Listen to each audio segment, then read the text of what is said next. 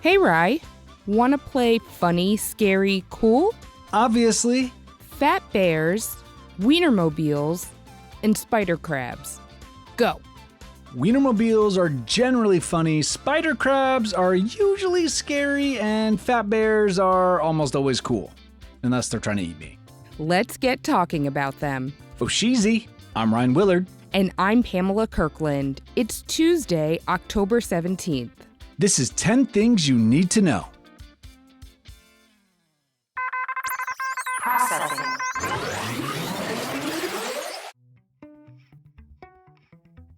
Today's word of the week is Gaza. All eyes are on Gaza right now, the small strip of land between Israel and Egypt in the Middle East. Last week, Hamas, the terrorist group that governs Gaza, attacked Israel, killing over 1,300 Israeli citizens and taking over 100 Israelis hostage. Israel declared war on Hamas and has been fighting back over the past week by launching rockets into Gaza, killing 2,750 Palestinians since the air raids began. Israel is reportedly making plans to enter Gaza to try and eliminate Hamas. Over the weekend, Israel warned the 1.1 million residents of northern Gaza to evacuate. While it was meant to warn innocent Palestinians and get them out of harm's way, it's almost impossible to move that many people out of an area in that short a time period. In this case, it's even harder since roads and buildings have been destroyed by rockets. Israel's goal is to get rid of Hamas and rescue the hostages that were taken by Hamas. This will be a very difficult operation, and the Hamas leadership told Palestinians in the area to stay put, further complicating an already tough situation. Tens of thousands marched in support of Palestinians in cities around the world this weekend, calling for an end to the Israeli bombing of Gaza. TikTok got a big warning this week from Europe.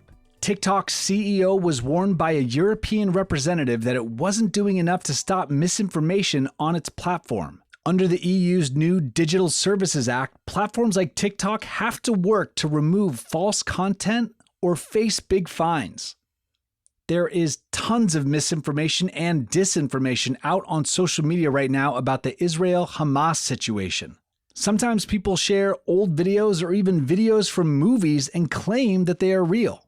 The EU also sent warnings to Elon Musk for X, formerly known as Twitter, and to Mark Zuckerberg for Facebook. Just a reminder, tenors, this is why we double-check our sources before we share things. Moving from world issues to the World Series. The MLB playoffs are in full swing, and this week is the American and National League Championships, the ALCS and the NCLS. In the NCLS, the Arizona Diamondbacks will try to beat the Philadelphia Phillies, and in the ALCS, the Texas Rangers face off against the Houston Astros. Pretty cool to have an all-Texas matchup for that one. Who do you think will end in the World Series? Let us know. Splatfest is coming back in time for Halloween. Nintendo has announced the return of the popular event within Splatoon 3. The Halloween Splatfest, or should we say Splatoween, will run from October 27th to the 29th with costumes and fun for Splatoon players. And on a side note, Super Mario Wonder drops on the Nintendo Switch on October 20th, and you can check out our show notes for the episode where we preview it. Spoiler, it was awesome. Whoa. Were you watching the skies on Saturday? Over the Americas, you may have seen a special ring of fire. No, not a real fire. It was a solar eclipse. It's called a ring of fire because, unlike a full eclipse, the moon doesn't fully cover the sun and some light peeks through in a ring around the moon. This type of eclipse is also called an annular eclipse. The sky event was visible over the western part of the U.S. and Mexico, Central America, and South America. Awesome! Time for a quick break, and then we'll be back with some king crabs and a hot dog on the move. Grim, Grimmer, Grimmest is the hit original podcast series for kids based on Grimm's fairy tales. The idea for Grim, Grimmer, Grimmest originated from storyteller Adam Gidwitz's best-selling and Newbery Honor Awarded book, A Tale Dark and Grim. Each episode begins with Adam recounting a grim fairy tale to a group of kids before launching into a weird, immersive world filled with curious creatures and mischievous foes. The kids' reaction break in throughout the storytelling, and their feedback is cleverly woven into the storytelling, which is how there came to be two giants named Fred in the story of Donkey Lettuce, and snake farts worked their way into The Water of Life. Grim Grimmer Grimace activates kids' imaginations and instigates fantastic, fun conversation, which is at the heart of every Pinna show. Every tale is rated on a scale of grim, grimmer, or grimace to indicate how scary they can be, and so kids can decide how brave they want to be as they enter this weird, sometimes gross, and often scary fairy tale world. Listeners will love it because of the quirky twists on classic tales, because of the interactive storytelling at its best. The brainchild of award-winning kids author Adam Gidwitz promotes engaging and imaginative storytelling because kids' feedback shapes the stories. It's entertainment the whole family will enjoy. Be sure to listen and subscribe wherever you get your podcasts. Processing.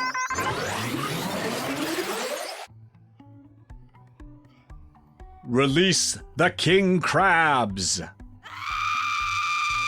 The Caribbean king crabs, also known as spider crabs, scientists are hoping that they can help the coral in Florida that's suffering from the record warm temperatures that led to coral bleaching and algae blooms that are destroying the coral. The crabs will feed on the algae and give the coral a fighting chance to recover this winter. And for the actors, the fight continues. Negotiations between the SAG-AFTRA Actors Union and the TV and film studios have stalled out. This is a step back from the progress after the Writers Union came to an agreement last month. This is an outrage! Is it time for your annual checkup at the doctor? Well, it is for a bunch of swans in Lakeland, Florida. This year is the 43rd annual Swan Roundup for the swans that live there. The current 50 swans are descendants of two swans that were a gift from Queen Elizabeth II to Florida in 1957. The swans are checked every year to make sure that they're healthy. I hope they get ice cream after they see the doctor. The hot dog rides again. Last May, the Weinermobile, the famous hot dog-shaped car from the Oscar Mayer Company, changed its name to the Frankmobile. The name didn't stick. And after a lot of fan complaints, the company changed it back to the Weinermobile. The drivers of the hot dog car are all called hot doggers. And no, we're not making this up. And lastly, did you get your votes in for Fat Bear Week? This year's winner of the annual contest held by Alaska's Katmai National Park and Reserve was announced. And the winner is Grazer, also known as Bear 128. Over 1.3 million people voted in this fun contest that highlights the life of brown bears in Alaska. Speaking of fat bears, I need to go have a snack. That was 10 things you need to know. Oh, just a reminder, this Thursday is Bring Your Own Beats Day at the 10 News Studio. Wasn't that supposed to be last Thursday? Yep, but we bumped it. Also, want to remind you that anyone who doesn't bring their own beats can get hit with a water balloon. All right, I'll find some fresh beats. I'm Pamela Kirkland. And I'm Ryan Willard. Thanks for listening to the 10 News. Data transfer complete.